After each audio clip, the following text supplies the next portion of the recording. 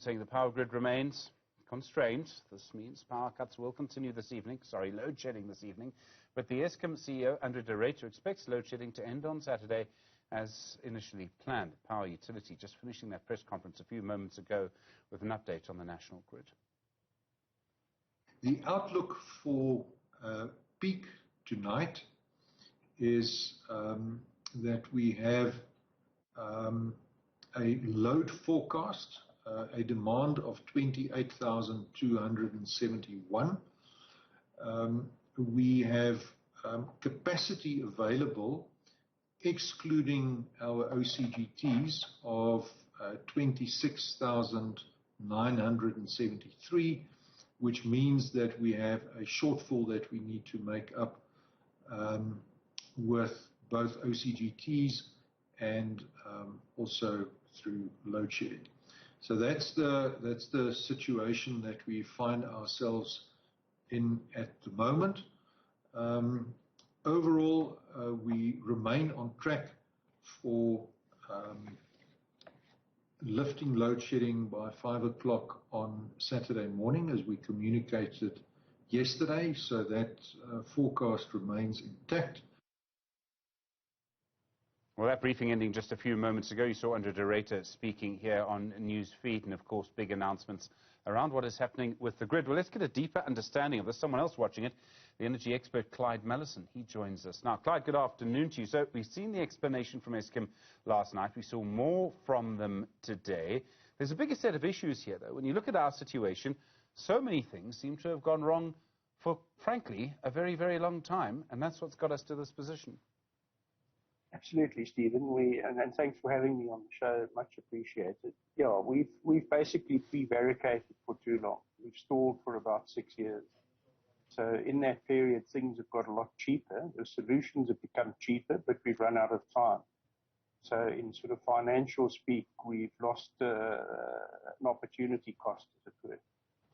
It's interesting, when I ask this question, some people are going to say I'm being provocative. So here's the question. What's the best way to get more power to the national grid? And I mean, it should be a simple question, but it's something people are actually arguing about. It's actually very simple. We need to build new wind, solar and storage as if our lives and livelihoods depended on it. So if we were to do that, what would be the difference? I mean, what impact would it have?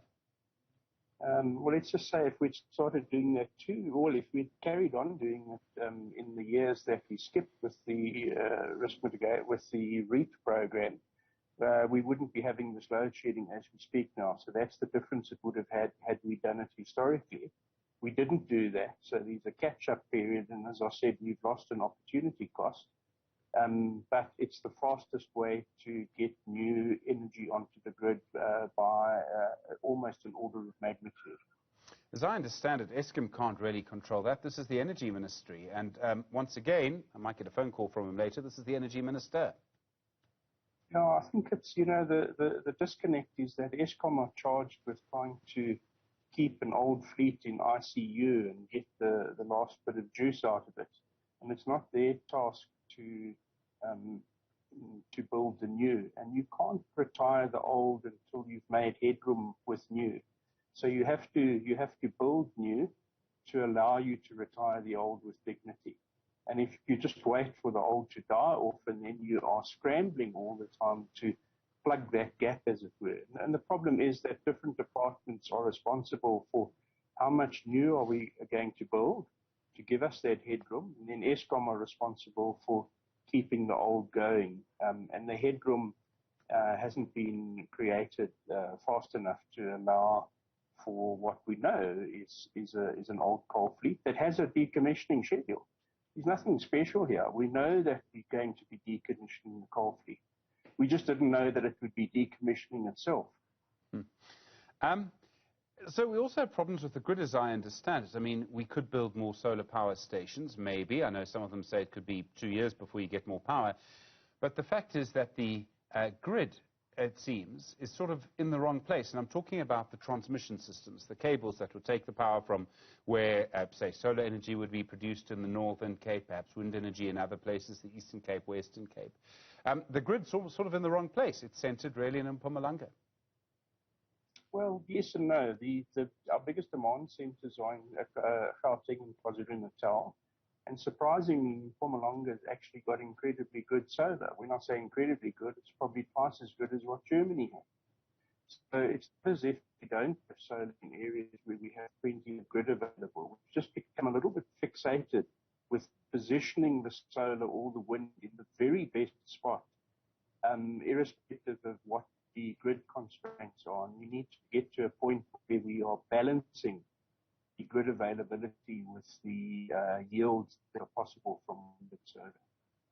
Clyde, I mean, we seem to have a lot of anger and frustration at the moment. I mean, it's, to use a political word, it's palpable. You can feel how angry people are with Eskom at the moment.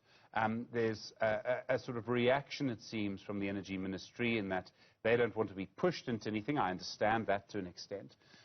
There is the developed world claiming that we must use renewable energies when they're still using fossil fuels themselves.